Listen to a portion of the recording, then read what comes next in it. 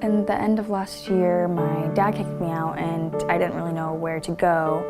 And so once winter break was over, because it happened during winter break, and since I didn't have school going on, I was kind of just, having fun with my friends, and then school started and I was like, okay, it's real now, I need to figure out a place to stay where I can go to school and come home. I went to Wendy and that's how I got placed in a home. The hard thing, when we're talking about housing and Gig Harbor is oftentimes we don't really see it. It's not a visual, on the streets every day like it is if you visit Seattle.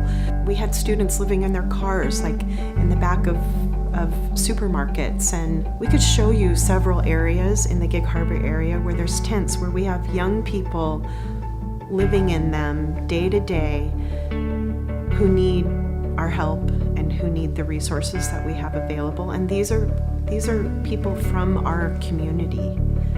Harbor Care Center is really bridging the gap here in this community. We're meeting needs that are unmet. We don't realize how many students are dealing with family issues where their parents are alcoholic or on drugs or other substance abuse, and home is not a safe place for them. So they're looking for a way out. They're looking for somebody to love them. They're looking for a place that's safe. Sometimes those students only have one parent in their life, but that parent's not able to provide for them to have a safe place to stay. We are able to bridge that gap and be a father figure or a mother figure, or like our host homes, able to be father and mother, or like myself, almost like a big brother to some of these students.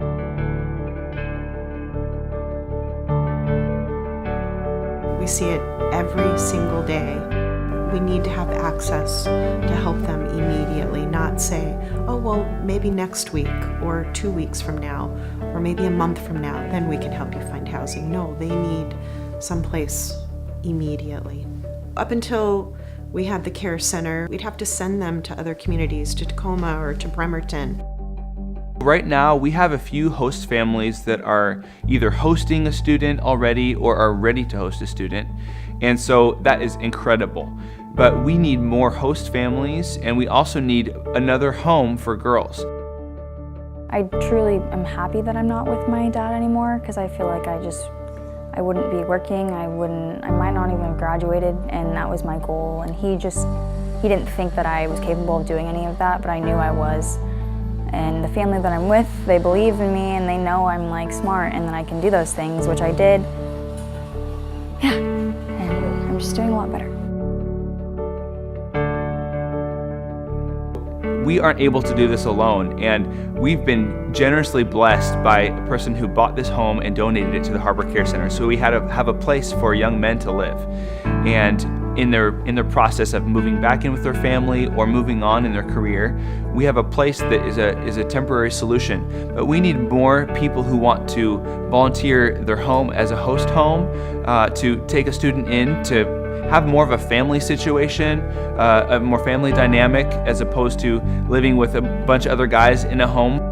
Once the students have a safe place to stay, I believe that is the foundation for everything else.